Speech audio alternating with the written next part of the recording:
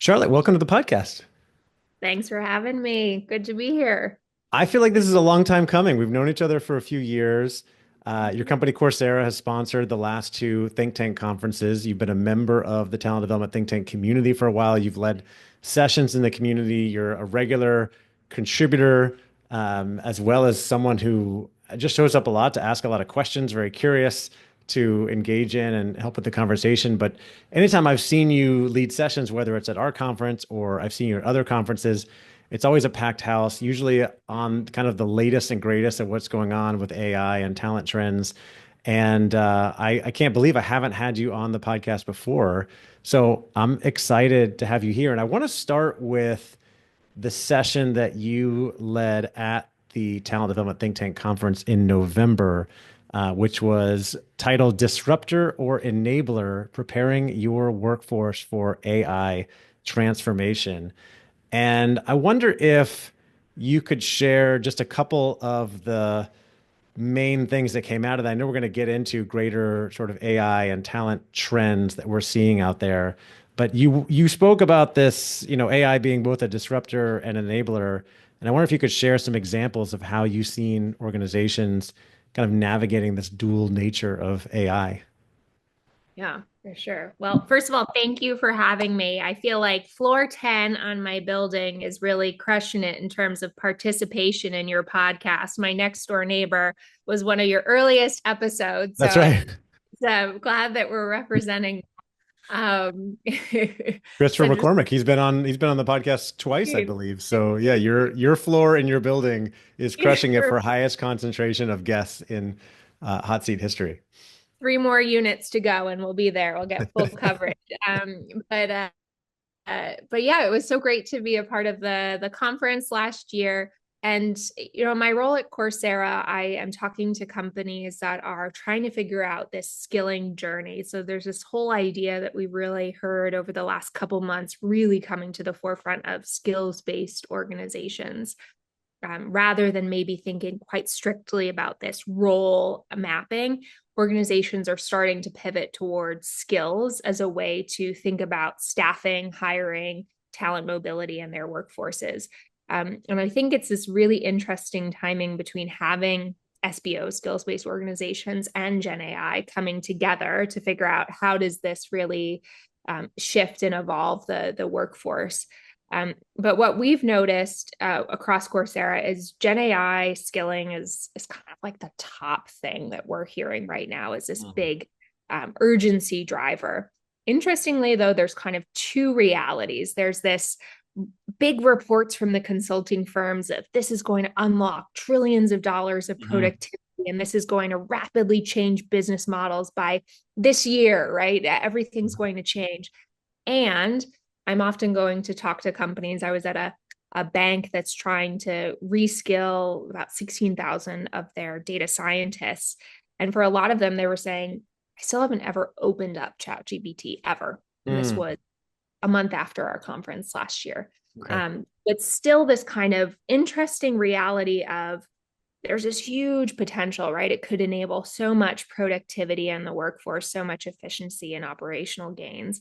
But yet, I think there's a lot of realities for different companies I'm talking to where their data is not very clean. And so if they want to really accelerate what's happening with Gen AI and put in all their databases into some sort of model, if their data is a mess, what it spits out will probably also be a mess. Or their cloud ecosystems are not set up very effectively. And so they're going to get these huge surcharges that might be coming their way.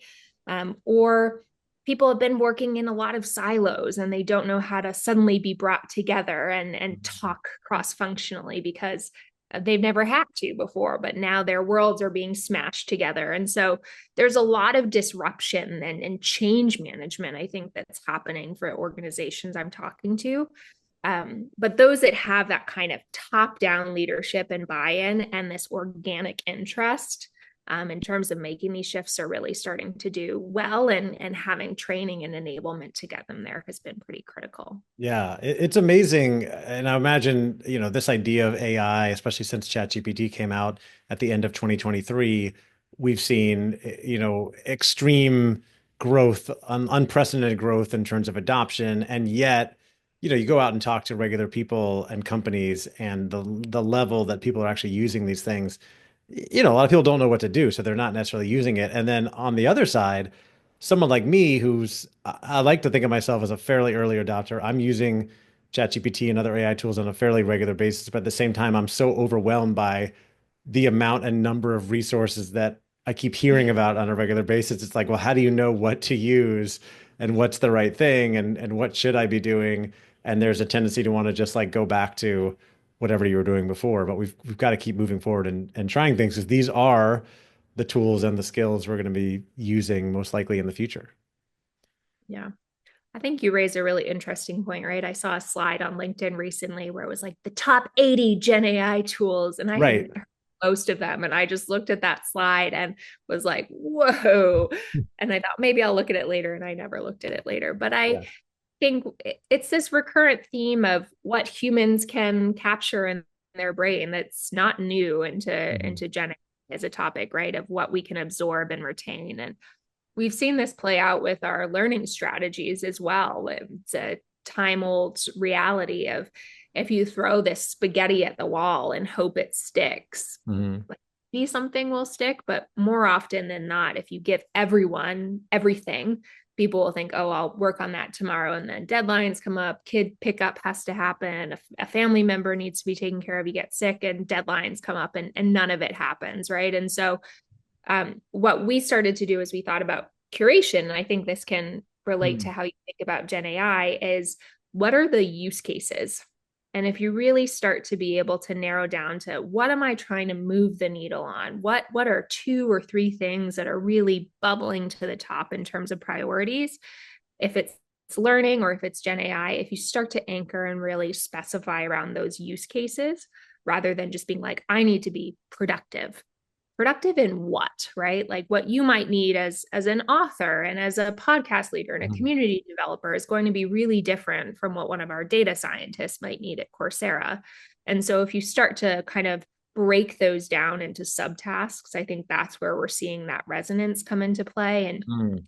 enrollment's driving up in programs if it's that kind of contextualization in the role or the use case. Yeah, no doubt. One of the things you mentioned as we got into this was this idea of skills-based learning and skills-based companies. And I know you talked about that at the session at the think tank in November as well.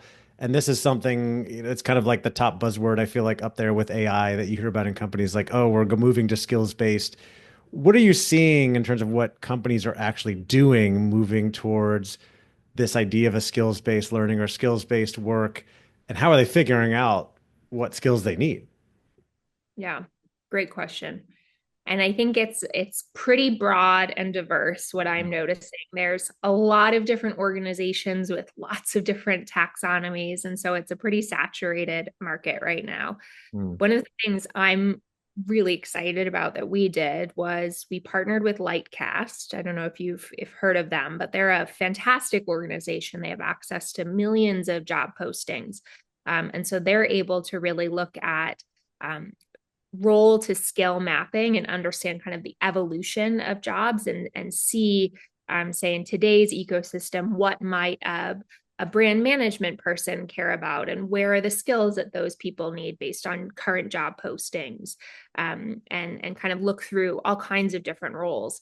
And so we took their taxonomy and with the power of large language models, right? Before you could have hired a gazillion contractors to go through and read through each of the assessments in our 13,000 courses and be like, that's this skill and that's this skill. And it would have been a super manual process, something that we didn't really have the scale and capacity for. But with Gen AI, we were suddenly able to say, okay, we have this taxonomy with from Lightcast of 2,000 skills that we're going to use. Let's run it through all of our content and figure out this kind of distribution of our skills using the Lightcast taxonomy. And so now companies are working with us and they're starting to say, okay, maybe they worked with a large consulting firm to get this role to skill mapping. And we can say, okay, based on these 10 roles that are kind of the most prominent roles, let's do a kind of skill alignment with our taxonomy based on any sort of infrastructure you have. And then you get these kind of really dynamic, personalized paths for people. But I would say one of the things that I'm excited about is for a lot of organizations, right? Some companies, some on the larger size, might be able to partner with a Deloitte or a McKinsey or an Accenture to do that kind of skills mapping. But for some of the smaller organizations we're working with, they might not have the budget to be able to do that kind of consulting work, right? Um, but we have over 5 million enterprise learners on our platform. Wow. And so we're able to really see what are the trends that are happening in terms of skill development and these kind of focus areas based on all these different organizations and institutions and governments that are working with us. And there's some trends that are rising to the top. So if you're kind of like a SBO light organization, right, starting on that spectrum, there might be some ways to kind of think about how do we use the trends that we're noticing already. So we had a job skills report that I hope we link to. Yeah. So I was going to ask you about next. In the notes. And there were some certain trends, right, beyond GenAI that were coming up. There were kind of 5 key trends that we noticed this year of where our enterprise learner population is going towards. So the first one was GenAI. We had something truly bananas happen. I think it was something like 6 enrollments a minute in GenAI content last year, which is crazy. I mean, that is so pronounced as a need. And I think we're hearing this everywhere at this point, but it's really exciting to know that learners are gravitating to our platform to learn those AI skills. The second one that came up a lot, and I think this was interesting for more technical audiences, is for sure Gen AI is good in terms of being able to have all this qualitative reasoning and give answers and do thought processes and workflows. But there's still a real need for like the core AI ML skills of again, modeling of data and everything. So we heard a lot of a pronounced need still for ML skills. Third of the 5 was data. Sorry to interrupt you real quick. Did you say you said core AI and then you said ML? Is that right? Yeah, machine learning. Yeah. Machine learning. Okay. Got it. So lots of processes where like a tagging exercise might happen, training of a model, those kind of really granular things that the super smart people are doing. Right. Got it. The third was data ethics. So I think there's a really interesting trend that's happening in a lot of the companies that I'm talking to where there might be some organic excitement around Gen AI, but the leaders are like, oh my gosh, our employees have a lot of access to a lot of proprietary data, company information. Right. Are they just going to throw that into an open source model and train that model on information that really shouldn't be given? Right. And then they'll share it with competitors and it'll all be out there. And it's a risky game. Right. And so really instilling these ideas in employees around the ethics around data access and kind of also then the output of like, okay, if you're generating insights based off of potentially biased data, are you propagating some of those biases? And how do you kind of make sure that what insights you're deriving from your data set really have kind of solid foundations out the gate? So we're hearing a lot of that as a skills need, and people are gravitating toward that content. The fourth thing that we're noticing is risk management and cybersecurity. So the pressure that's suddenly on these cloud environments, like it's just major throttling that's happening, and amount of concentration of data that's in these cloud environments is really strong. People have all kinds of configurations of how they're navigating their cloud environments, the data they're storing, and so there's larger potential for like data breaches and risk around. With the number of transactions going on a regular basis and access to all these things, reminds me many years ago I was doing work with some technology leaders at Salesforce, and someone made a comment there that we work on security and the challenge of what happens if you have a once in a billion sort of data breach, but the problem is we do a billion transactions a day. So there's a good chance that like things are going to happen and we have to account for that. And I imagine that's becoming a bigger and bigger cause for concern for so many organizations that have become essentially technology organizations that are having more of these transactions that are happening. Okay, so that's number four. What's the fifth one? HR tech. Ooh, So interestingly, I think there's this real need to understand the workforce a little bit more. There's this kind of rise in people analytics that's yeah. happening. And with the fact that through platforms like Coursera, people can really start to diversify their skill set. How do you understand who your employees are, the skills that they have, and make sure that they're being leveraged as the kind of standard role structure is maybe being dismantled a little bit as companies move to more skills-based organizations. It's more of like a who can I staff on this project, who has the relevant skills to move us into this next kind of gig of what we're working on. And so that's been something that's really kind of risen to the top. Yeah, these are really interesting. So these are the top five skills that you see people are going and taking courses on, that are training on, that, essentially as a leading indicator that these are what companies are asking people to develop skills in, or showing a need for more knowledge in. Gen AI, no surprise, although I often wonder sometimes, because it's such a broad category, what does training, upskilling, learning and development look like for Gen AI? Because on a basic level, I could be like, hey, just open up ChatGPT and ask it what you need, and it'll tell you. But I imagine Yeah, there's way more that you can be doing, especially on an enterprise level. for sure. Yeah. So we kind of broke up our academy into three structures to tackle that.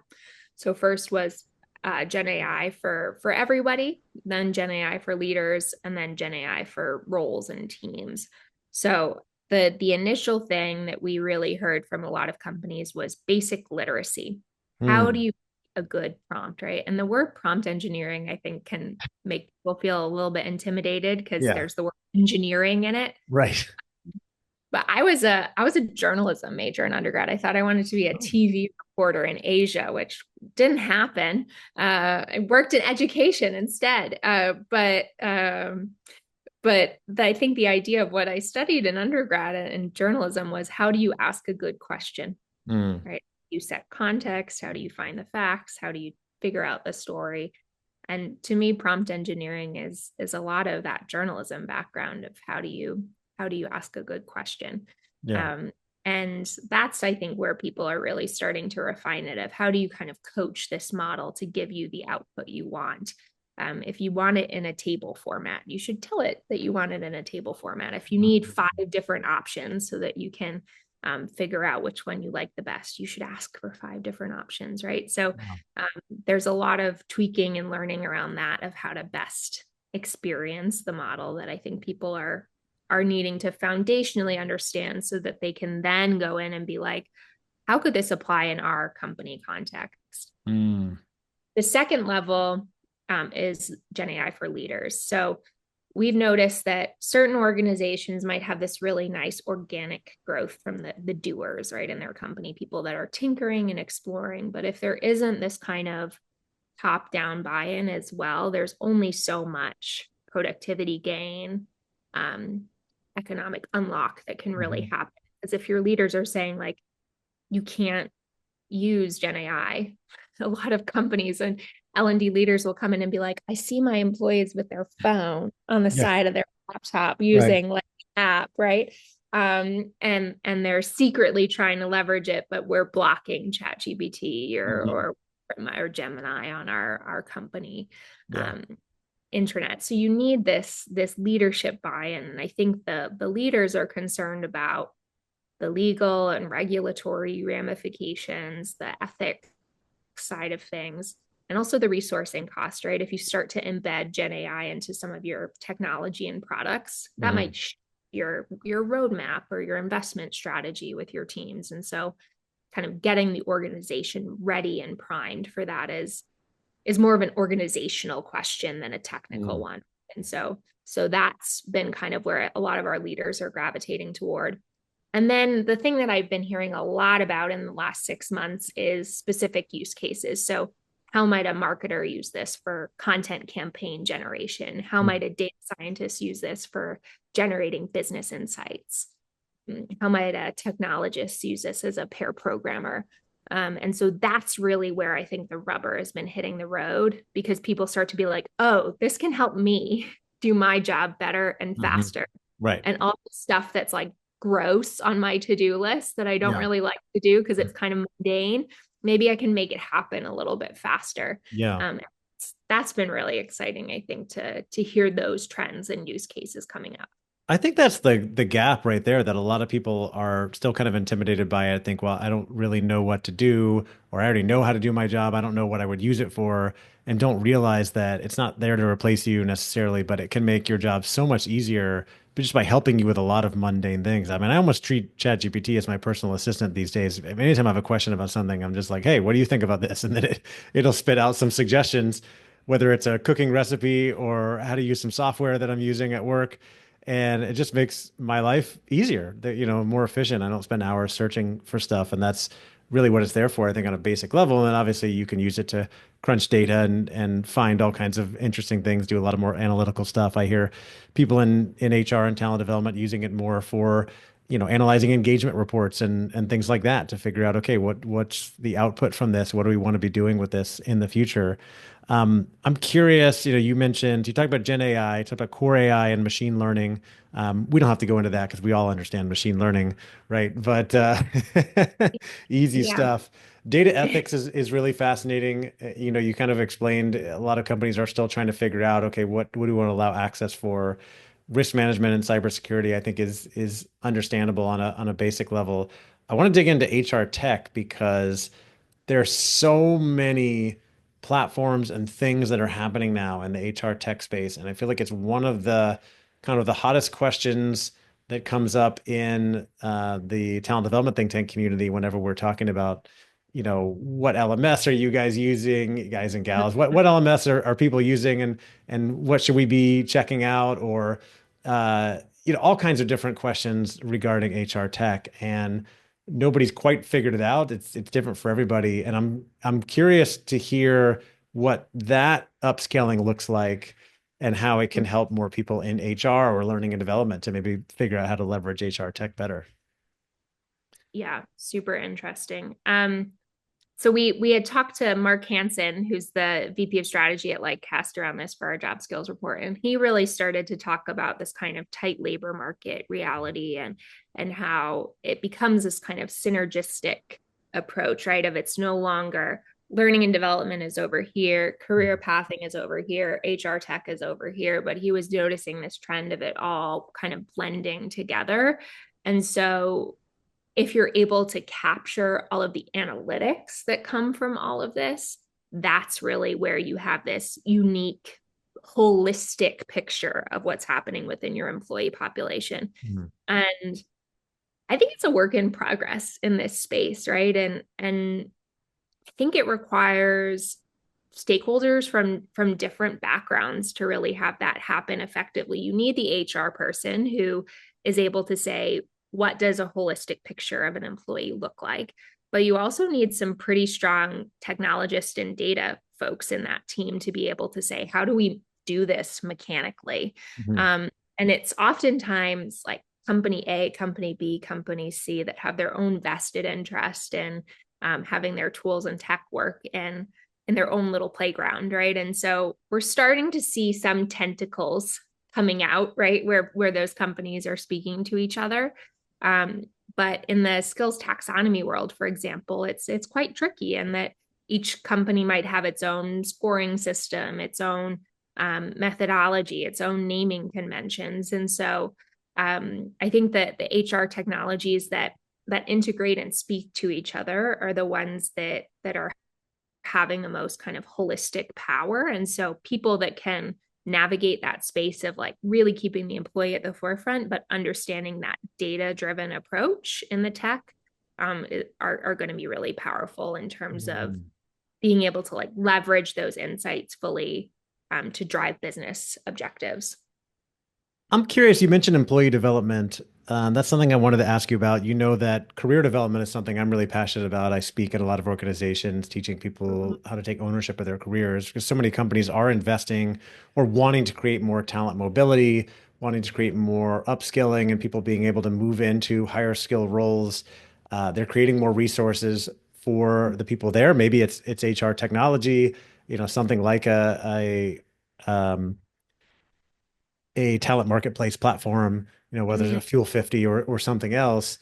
Mhm. And I'm usually coming in more on the mindset side because we want people to realize that they can take ownership of their careers and take advantage of and take ownership of their learning, take advantage of the tools and resources.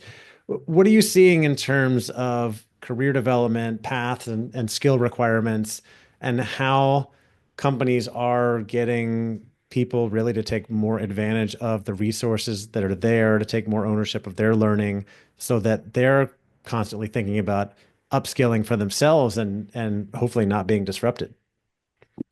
Yeah, I love that.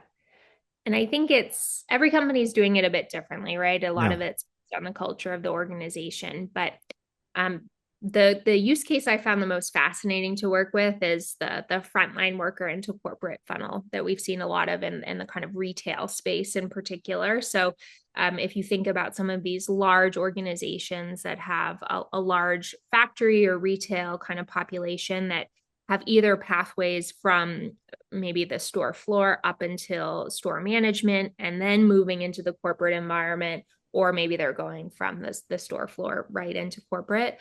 There's kind of two different pathways we're seeing a lot of, and these organizations have been coming to us because they really recognize that kind of domain knowledge that's super powerful for those factory or store employees. If they understand the inventory and some of the real operational pain points that are happening that could stall the business, and that is super valuable to capture if you move into a corporate environment where you might be slightly more removed from those day-to-day realities. So we worked with two organizations. One of them identified 18 roles that were kind of most prominent of pathways.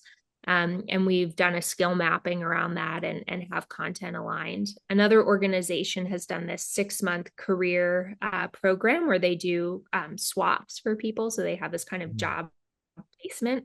And I think one of the things that's been really critical around this is recognizing that on the job training is super valuable and something that's so contextualized within the company that like Coursera is not going to be the be all end all of that solution, right? It's a piece of the pie that's super valuable, but it needs to be wrapped around with the realities of that job training. And so we've found within the roles that are in that career experience swap kind of key tasks that people need to have to be successful on day one and training them around that. And then on the job training through their manager is also really important and a part of the experience. So I love this kind of intentionality that I'm starting to see with organizations. I think with COVID, we were seeing kind of like a frenzy of, oh my gosh, we have to give people training, learning as a benefit. We care about you. We want you to grow.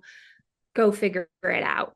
And if you had a really proactive learner, they might have gone and done that. But for Yep. a lot of people, that's kind of hard to figure out, right? Of like, well, I have to analyze where my business wants me to try and go, what the skills are that are important. I may be sitting in a seat where I don't have a ton of visibility into that. I don't know what are viable paths forward. So we've seen this shift, particularly in the last year, away from kind of open learning to more prescriptive learning. And that clarity has been really helpful, I think, for a lot of people. Brene Brown has this phrase of clear is kind. Mm. And I think that's been really true for a lot of the organizations that are succeeding in career development and tying that to learning of clarity through rubrics and frameworks and where's the company going and what are the job roles where you have Mm. ways, and how to build the learning around that. We want you to stay, we want to retain you, we want you to succeed. Yeah. um, it's a little easier, right? It takes the mental load off the employee a little bit. Oh yeah, and it's so much of a huge benefit for companies. You're talking about. I know you work a lot with enterprise. I mostly work with larger companies. You have 10,000 plus employees. That's 10,000 plus roles, and someone doesn't feel like they're growing in their career. For them to go on LinkedIn and start, talking to recruiters or other companies when there might be some great opportunities right where they are to learn, to grow, to take on a new role, to change, jobs, maybe careers. There's so many missed opportunities going on, and hopefully with companies focusing more on um, talent mobility and career marketplaces, things like that, we can solve a lot of those problems, but we got to teach people how to take advantage of these resources to own their careers. And like you said, the company needs to provide more clarity on where are things going, where do we want you to go, and then show people how they can develop more clarity on where they want to go in their careers as well, so that hopefully they'll then take advantage of resources like Coursera and everything else they have. 100%. And I brought this up in the talent development conference back in, when was it? What month was November. it? November. November. Yeah. So not that long ago. But one of the slides that I put up was more than 3 in 4 companies are no longer going to have an economically viable business model in 2025. So we were still in 2024 at that time. That was a McKinsey study in 2023. But now 2025, we are here, We're here. right? That number, 3 in 4, not having an economically viable business model, that's like a pretty profound statistic, That's right? scary. But if I think about it, think about the shifts that are happening within the Hmm. companies, the new roles that maybe didn't even exist before that are suddenly going to be opened up. And so the folks that are able to kind of follow those trends, I think could have profound, career mobility, expansion, growth. And the companies that are able to do that at scale through more prescriptive learning, prescriptive clarity on rubrics Hmm. and opportunities that are available, I think will have really strong success with retaining their people and growing. Absolutely agree. So I know that Charlotte, you're in addition to working there, you're also passionate about talent development in this space for quite some time. What else are you seeing in terms of trends in talent development that we might want to be paying attention to as we get going here in 2025? Mm, that's interesting. I'm prepared for this question. And he asked me a Okay. ringer that I need to think about a little bit. All right. Take your I time. would say maybe it's a bit around the kind of the hiring aspect of things and the retraining. So, we noticed through some of the research that 85 million jobs are going to go unfilled due to skill shortages by 2030. Hmm. And 90% of the hiring managers are still struggling to recruit skilled tech talent. And so I think there's an element of kind of visibility into objective presentation of skill scoring that's starting to come up a lot more, Hmm. not just within your own internal talent base, but how do you figure out externally, how do people really start to kind of demonstrate this kind of proficiency gain? And one of the trends that we really started to notice is this rise of badging and credentialing, different kinds of credentialing. There, we have a partnership with Credly Okay. that has been really exciting. And I think what the value of that kind of social proofing and Hmm. motivation has been really high. We worked with an organization called Dow Chemical that was trying to train 80% of their IT workforce in Gen AI in a quarter. They came to us for stat, and I was like, "Whoa, that's a lot." Yeah. They ended up doing 84%. They had 200 badge completers. Their CIO was one of them. Hmm. And the second the CIO posted their badge completion with Credly through Coursera on LinkedIn, it was like a landslide of activity that happened. But people are really loving this kind of internal social recognition that comes with the badge, but also the kind of external proofing of this is something that stacks together. There was an intentionality between the different learnings that I was doing. I've developed this concrete skill. I have proof around it. And we've seen that it's created about a 24% uptick in engagement Yeah. through this badging. So it's kind of this evolution, I would say, of Hmm. of credentialing, right? Before it was really focused on associate, bachelor, master's Right. degrees. Yeah. I think there's this kind of evolution that's starting to happen in this badging space, these micro credentials that's Yeah. really starting to gain traction. And so recognizing the kind of extrinsic motivators that come with that and how can you leverage it to drive certain behaviors in your organization is kind of an interesting Yeah. trend. I think there's the next level that's going to be maybe a bit more difficult of cross organizationally, right? Like, okay, it makes sense, that badge makes sense within DAO, but how does a company that's not DAO then recognize that Right. badge. Can they take that badge with them to say, "Hey, I've been certified in AI," at least in 2025. It'll probably be very different in 2028, but Yeah. I went through this, which I think I was going to ask you about this because I think it is a trend that I'm kind of excited about. I'll be curious to hear like the recruiting side of this, but I feel Mm, like, we've got a talent marketplace now where people are using AI more for resumes. There's like so much information out there. How do you differentiate yourself and show that you do actually have these skills? And to your point, one thing I talked about in my book and I talk about often in keynotes is that the world is changing fast. The world of work is changing fast. The pace of change is faster today than it's ever been before, and it's only going to keep getting faster. And so we have to invest in continuous learning to keep up. The old days of getting a college degree, getting a master's degree, and then resting on that and working the rest of your career, those are kind of over. Like you have to keep learning. And I think people yeah, want to have some type of credit to show that, hey, I did this thing, right? And there's always been sort of certificates and of achievement out there. This is more of a digital version of that, but give people credit, and companies can more easily track, right, what people have, what skills they've developed, what programs they've been through, whether in their own company or somewhere else. I see a lot of benefits for everybody. It seems like an interesting trend. for sure, for sure. And I think it's super powerful, but I think where the kind of complementarity can come into play that's super important is application, right? Hmm. Companies that are thriving, I think, right now with our platform are starting to move very heavily into practice, simulation, and proofing of those Mhm. skills. And so, I've definitely fallen into the trap a little bit of like approaching Coursera certificates like Pokemon that I got to collect them all. I take it You've personally taken a lot of classes, haven't you?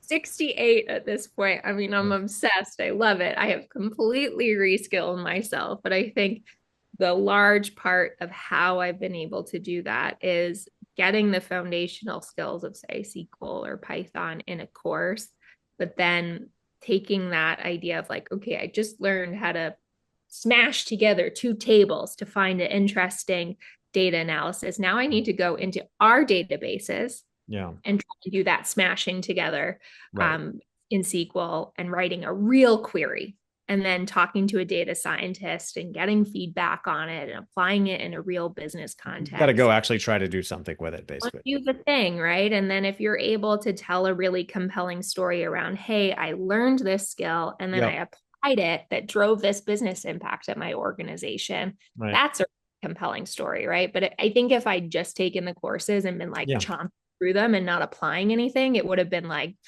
the retention wouldn't have been there, right? In my brain, I Yeah. probably would have forgotten a lot of the things that I had learned and I, absorbed.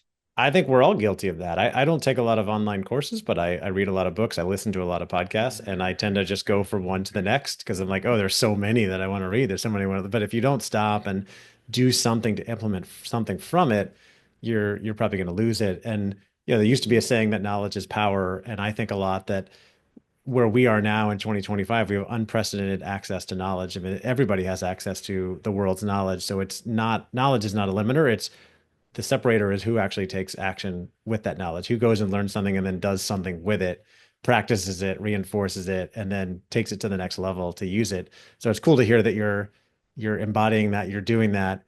So I'm just curious, are you ready to change careers into machine learning, or are you No, sticking with oh no? my gosh, absolutely not. No.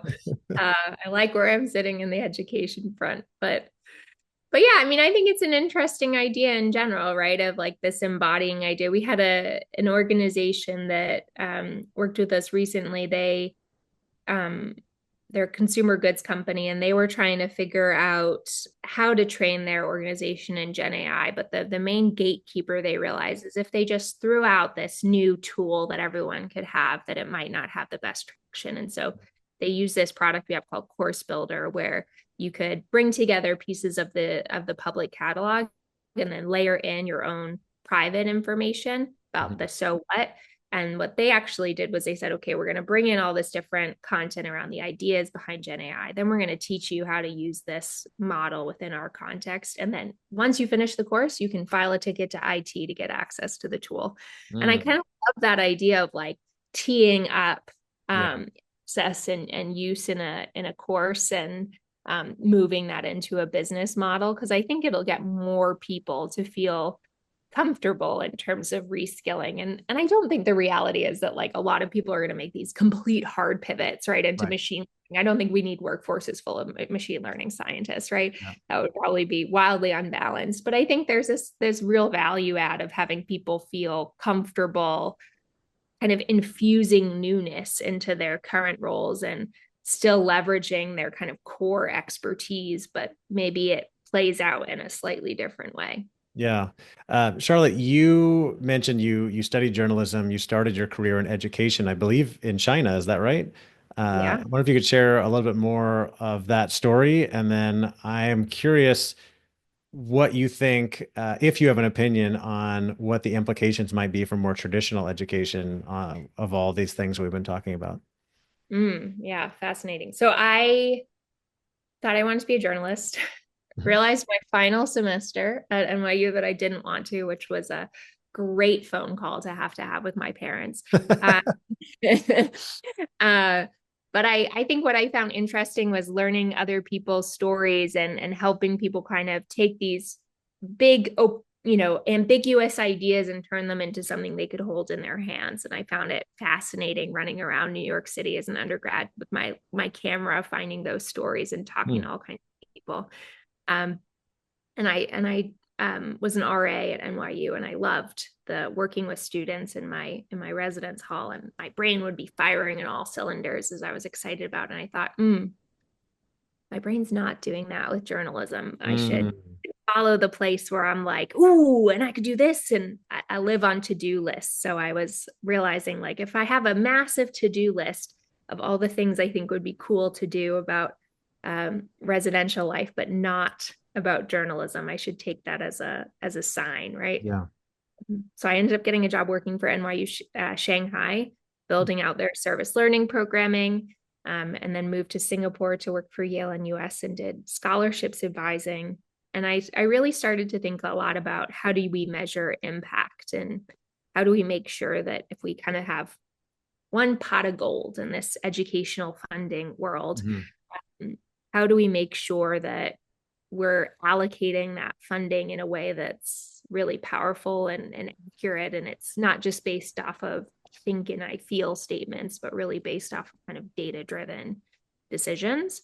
And so I felt like I didn't have that data toolkit to address those questions. So I went back to grad school, took a lot of stats and econ courses, and then went completely the opposite direction from working with like 25 students every year at Yale and US to 140 million people at Coursera.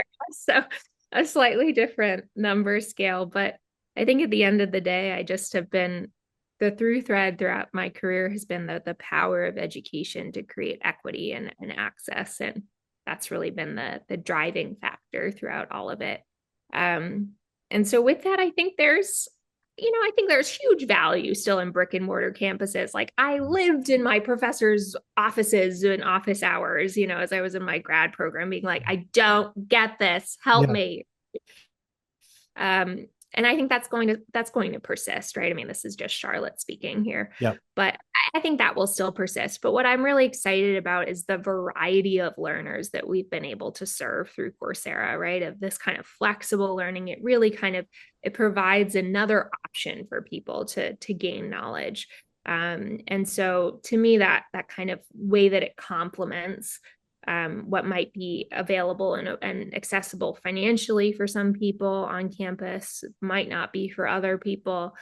We can suddenly kind of create other ways where people can grow their careers, follow their passions. That feels really worthwhile. I love it. That's a great place to finish right there, I think, Charlotte. If anybody wants to grab that skills report, Coursera 2025 skills report, I know it's on the Coursera website. We'll put a link in the show notes, but you can also go to coursera.org and just, I'm sure it's right there on the homepage, 2025 skills report. Make sure you go grab that. If you want to talk more with Charlotte, I know they can reach out to you on LinkedIn and connect there. So make sure you go connect with Charlotte. If you're not connected with me, come connect with me on LinkedIn. Charlotte, I always enjoy our conversations. You bring so much experience and wisdom, and always just fun to talk to. I know people always enjoy your sessions, and I look forward to talking with you more in the future. Thanks for coming on. Thanks for having me, Andy. It's always fun.